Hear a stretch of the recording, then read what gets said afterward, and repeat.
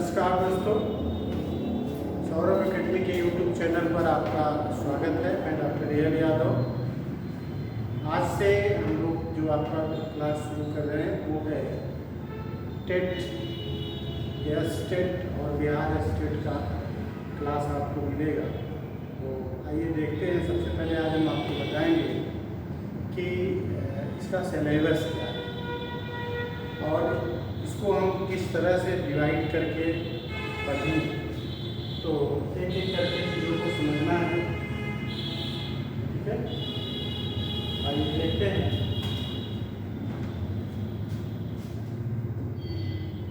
अब आप देखिएगा, जो हम पढ़ाने जा रहे हैं वो है बाल विकास,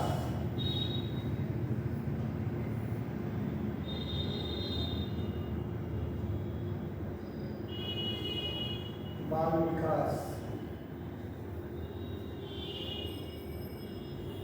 बाल विकास, शिक्षा मनोविज्ञान, शिक्षा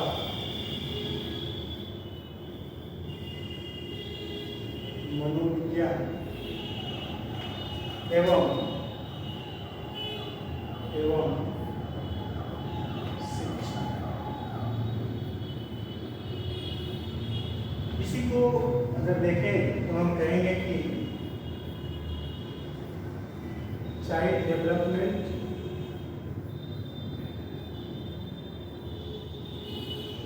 चाइल्ड डेवलपमेंट, एजुकेशन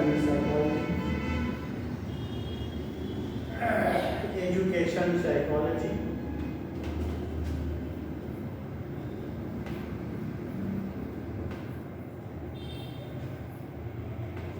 और एंड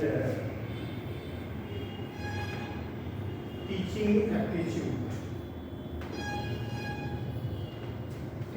एप्टीट्यूड, ये आपको पढ़ना है। तो सबसे पहले हम आपको ये बता दें कि ये जो बाल विकास में किसको पढ़ा जाएगा, शिक्षा मनोविज्ञान में किन किन टॉपिकों को पढ़ाया जाएगा, और शिक्षण क्या है और शिक्षण में किन किन बिंदुओं को पढ़ाना है। आज हम आपको सिलेबस ही ब्रीफ करने वाले हैं। चलिए देखते हैं एक एक करके।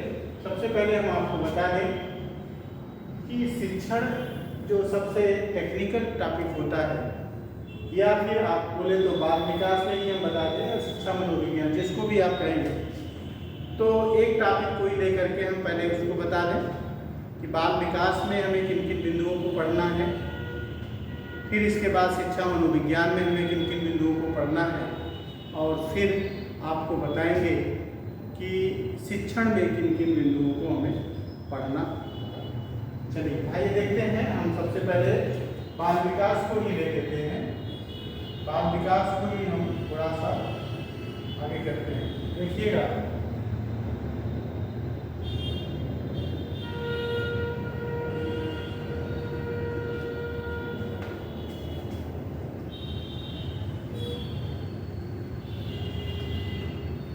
अब देखिएगा आगे हम आपको जो बताने जा रहे हैं वो है बाल विकास। तो आप देखिए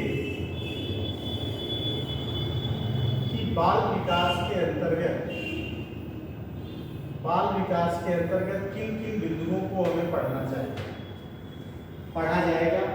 तो सबसे पहले हमें यह पता होना चाहिए कि बाल विकास की अवस्थाएं, बाल विकास की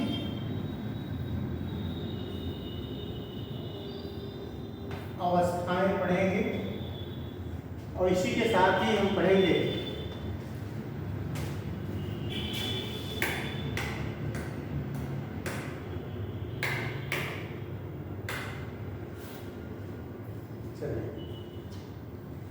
तो बाल विकास पहले हम पढ़ेंगे, बाल विकास की अवस्थाएं पढ़ेंगे, और बाल विकास की अवस्थाओं के बाद जो दूसरा टॉपिक इसमें हम पढ़ेंगे वो होगा बाल विकास के आयाम।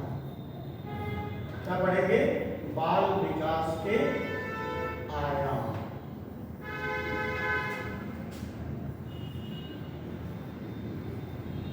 तो यहीं पर हम आपको बता दें, जब हम कहते हैं कि बाल विकास की अवस्थाएं, तब हम बालक की 5 अवस्थाओं का अध्ययन करते हैं, जिसमें गर्भावस्था, शैशवावस्था, बाल्यावस्था, किशोरावस्था और प्रौढ़ावस्था की चर्चा करते हैं। और जब हम बाल विकास के आयाम की चर्चा करते हैं तो वहाँ पर हम आपको यह बताएंगे कि इसके जो 5 आयाम हैं, इस 5 आयाम में सबसे पहला आयाम होता है शारीरिक विकास का, फिजिकल डेवलपमेंट। तो फिजिकल डेवलपमेंट के बाद जो दूसरा आयाम है वो है आपका मेंटल डेवलपमेंट। तो शारीरिक विकास, मानसिक विकास और फिर तीसरा आयाम जो आएगा वो होगा संवेगात्मक विकास, इमोशनल डेवलपमेंट।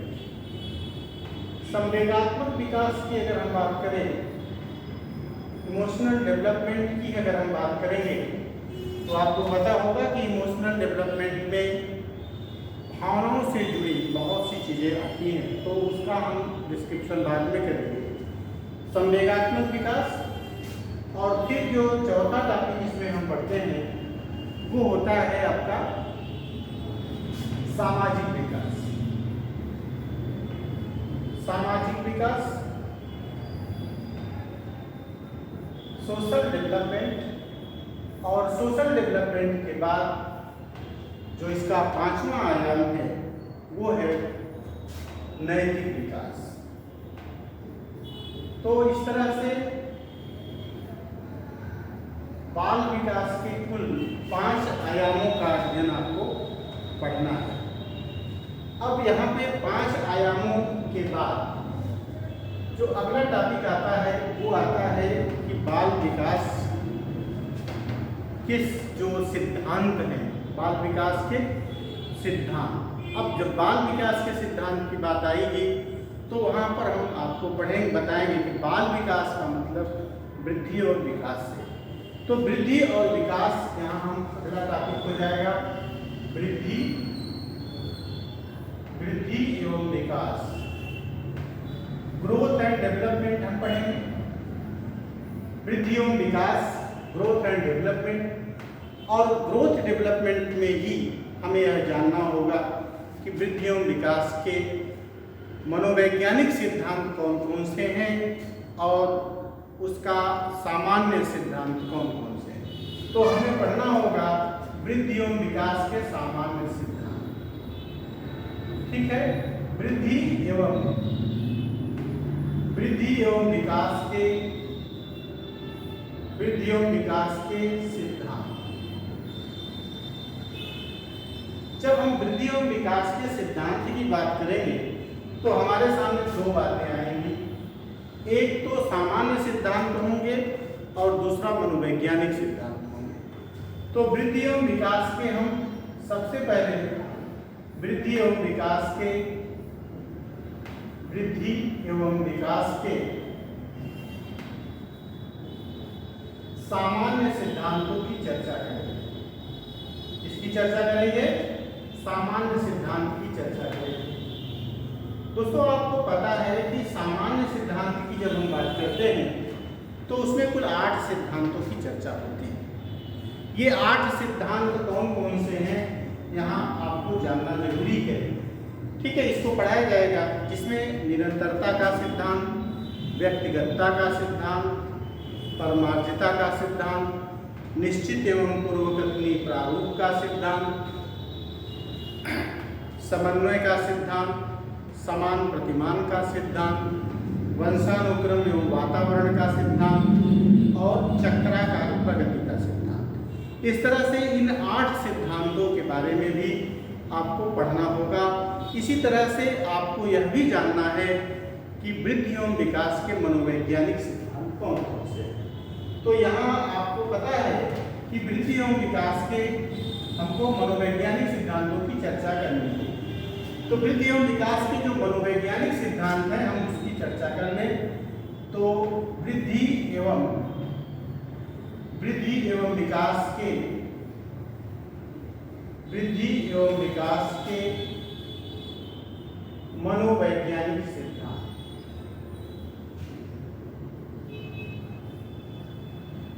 अब मनोवैज्ञानिक सिद्धांत की जब हम बात करेंगे तो दोस्तों आपको पता होगा कि वृद्धि एवं विकास के जो मनोवैज्ञानिक सिद्धांत हैं इसमें बहुत से सिद्धांतों की चर्चा होती है। अगर हम मौखिक रूप से आपको इसके बारे में थोड़ा सा आपका ध्यान आकर्षित करना चाहें तो हम आपको बताएंगे कि अगर हम इसके फिजिकल डेवलपमेंट को लेंगे तो वहाँ पे हमें 3 सिद्धांतों को पढ़ना होता है। एक सिद्धांत है मस्तिष्क का अधोमुखी सिद्धांत, दूसरा सिद्धांत है शीर्षस्थ सिद्धांत। तो मस्तिष्क के अधोमुखी सिद्धांत और शीर्षस्थ सिद्धांत को हमें पढ़ना होगा और उसी में हमें सामीप्यता का सिद्धांत भी पढ़ना होगा। इसके बाद फिजिकल डेवलपमेंट के बाद जब हम मेंटल डेवलपमेंट की बात करेंगे तो मेंटल डेवलपमेंट में भी हमें कुल 2 तरह के मनोवैज्ञानिक सिद्धांतों को पढ़ना होता है। उसमें जो सबसे महत्वपूर्ण है वो है जीन पियाजे का संज्ञानात्मक विकास का सिद्धांत और दूसरा है ब्रूनर का संज्ञानात्मक विकास का सिद्धांत। अब चूंकि संज्ञानात्मक विकास की बात होती है तो संज्ञानात्मक विकास में हम भाषा विकास की भी बात करते हैं और जब भाषा विकास की बात होगी तो चोमस्की, मैकार्थी और सिसोर की भी हम बात करते हैं। और सामाजिक विकास के सामाजिक वातावरण के माध्यम से जो संज्ञानात्मक विकास की परिकल्पना समाज में प्रचलित है उसको देने का काम वाइगोत्स्की के द्वारा किया गया है। तो वाइगोत्स्की का संज्ञानात्मक विकास का सिद्धांत, जीन पियाजे का संज्ञानात्मक विकास का सिद्धांत, ब्रूनर का संज्ञानात्मक विकास का सिद्धांत, चोमस्की का भाषा विकास का सिद्धांत, सिसोर का भाषा विकास का सिद्धांत, मैकार्थी के भाषा विकास के सिद्धांत की चर्चा हम यहाँ पे करेंगे। अब बात आएगी हम इमोशनल डेवलपमेंट की, संवेगात्मक विकास की बात करेंगे। जब हम संवेगात्मक विकास की बात करेंगे तो हमारा ध्यान कहाँ जाएगा? इमोशनल डेवलपमेंट में हम ब्रिजेस के संवेगात्मक विकास की बात करेंगे, मैकडूगल के मूल प्रवृत्ति सिद्धांत की बात करेंगे और सिगमंड फ्राइड के मनोलैंगिक विकास की बात करेंगे। इसी तरह से हम जब सामाजिक विकास में आएंगे तो वहाँ पर हम एरिक्सन के मनोसामाजिक विकास की बात करेंगे, ठीक है, वाइगोत्स्की के सामाजिक विकास की बात करेंगे और इसी तरह से एक 5वां जो विकास की आयाम है जिसे हम नैतिक विकास कहते हैं, उस नैतिक विकास में 2 सिद्धांतों की बहुत ज़्यादा चर्चा होती है। एक है कोहल वर्ग का नैतिक विकास का सिद्धांत और दूसरा है जीन पियाजे का नैतिक विकास का सिद्धांत। इस तरह से जब हम मनोवैज्ञानिक सिद्धांतों को वृद्धि एवं विकास के मनोवैज्ञानिक सिद्धांतों की चर्चा करेंगे तो वहाँ पे आप देखेंगे कि हम किन सिद्धांतों की चर्चा करेंगे। ठीक है, हमने आपको बताया कि मस्तिष्क के अधोमुखी सिद्धांत की बात होगी। मस्तिष्क के अधोमुखी सिद्धांत को पढ़ना होगा। इसी में आपको शीर्षस्थ सिद्धांत पढ़ना होगा।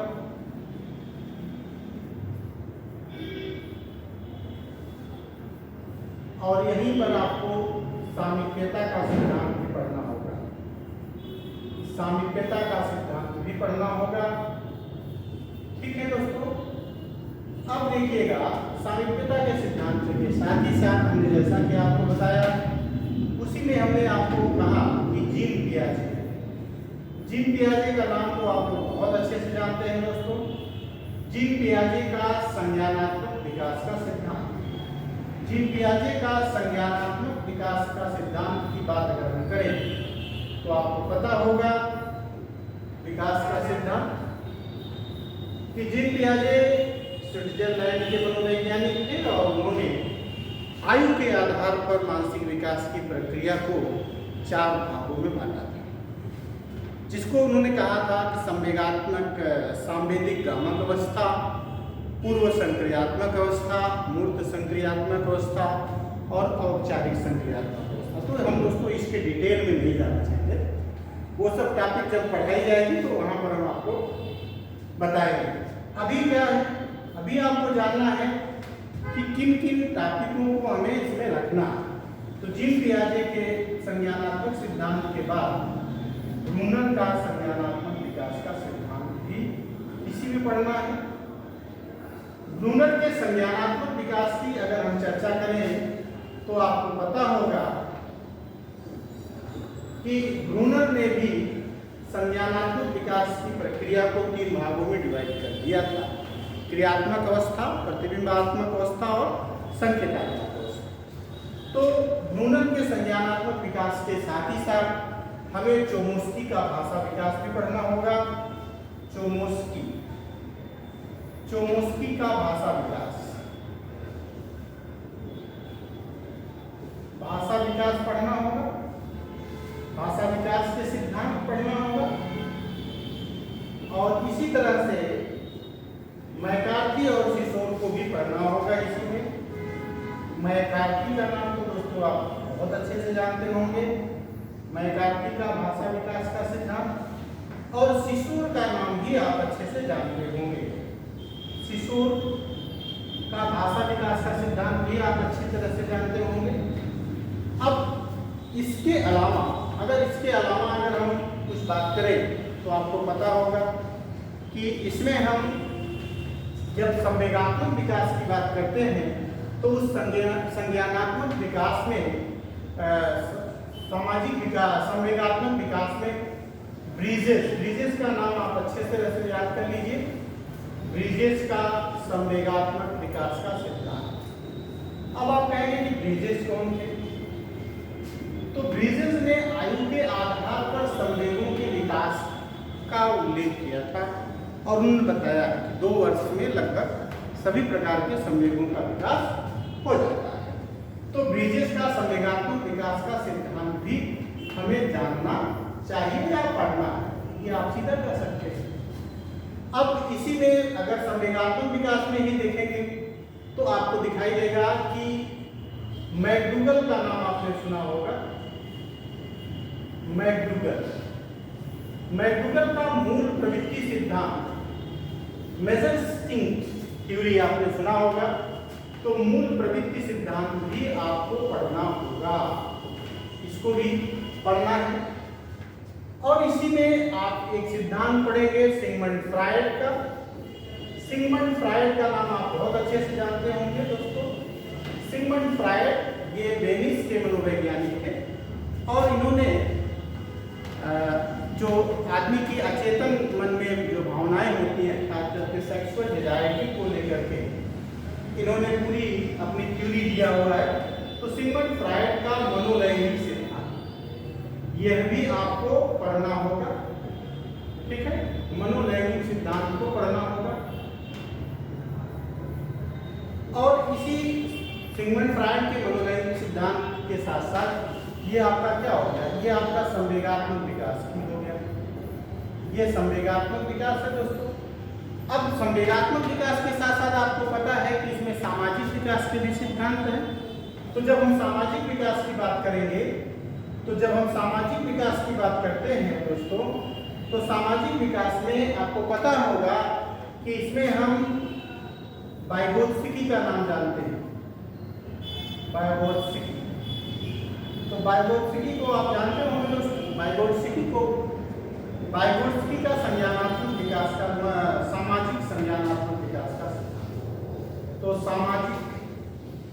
सामाजिक संज्ञानात्मक विकास का सिद्धांत पढ़ना है।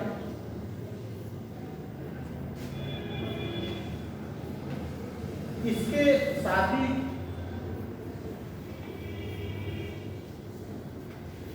इसको पढ़ना होगा और इसी में हमें पढ़ना होगा, आपने सुना होगा एक नाम है इरिक्सन। इरिक्सन पूरा नाम है, तो मैं पूरा नाम नहीं लिख रहा हूँ। इरिक्सन का मनोसामाजिक विकास का सिद्धांत। इरिक्सन के सामाजिक विकास के सिद्धांत को भी पढ़ना होगा।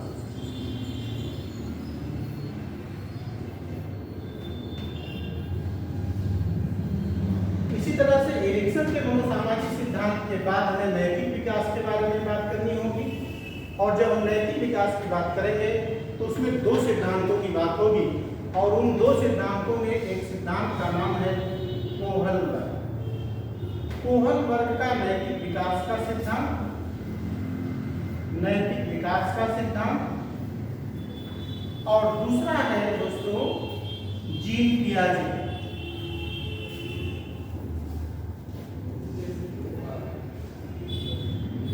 जीन पियाजे का नैतिक विकास का सिद्धांत।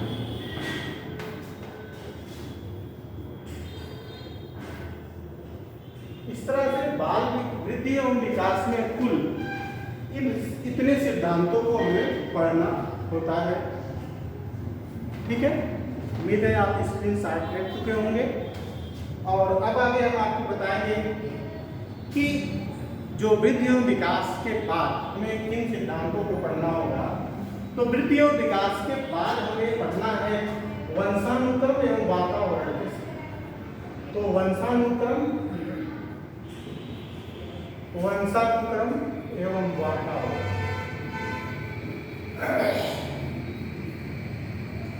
वंशानुक्रम एवं वातावरण में आपको पता है कि इसमें जो मुख्य टॉपिक होती है वो क्या है। एक होता है कि वंशानुक्रम के सिद्धांत कौन कौन से हैं, दूसरा होता है कि वंशानुक्रम के निर्धारण की अध्ययन विधियां कौन कौन सी हैं। तो यहाँ पर आपको पढ़ना है कि वंशानुक्रम के सिद्धांत कौन कौन से हैं, हमें इसको पढ़ना होगा। तो कई सिद्धांत हैं, उसको हम आपको जब पढ़ाएंगे तो बताएंगे। और दूसरा होता है कि वंशानुक्रम के निर्धारण की जो अध्ययन पद्धतियां होती हैं, हमें उनके बारे में भी समझने की जरूरत होती है। तो वंशानुक्रम के निर्धारण की जो अध्ययन पद्धतियां हैं उसमें 6 पद्धतियां हैं। तो उन्हीं 6 पद्धतियों को हमें पढ़ने की जरूरत होती है। तो इस तरह से वंशानुक्रम एवं वातावरण के बारे में पढ़ना होगा। इसी तरह से हमें वंशानुक्रम एवं वातावरण को प्रभावित करने वाले कारकों, यानी वृद्धि एवं विकास को प्रभावित करने वाले कारकों को पढ़ना होगा। वृद्धि एवं विकास को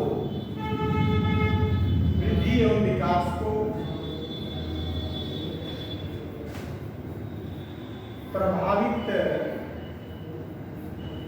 वाले कारकों के बारे में पढ़ना होगा। और इसी में आपको यह भी पता है वृद्धि विकास में एक और भी होता है जिसको आप वैकल्पिक विभेद की बात करते हैं। वैकल्पिक विभेद भी पहुंचा जाता है। ठीक है, वैकल्पिक विभेद ये आपको इंडिविजुअल डिफरेंसेस के बारे में भी सवाल ये पूछे जाते हैं। तो दोस्तों बाल विकास में मूलतः इन्हीं बिंदुओं को पढ़ा जाएगा। आगे के वीडियो में हम आपको बताएंगे कि शिक्षा मनोविज्ञान में किन किन बिंदुओं को पढ़ा जाता है और उनके पढ़ने के तरीका क्या है।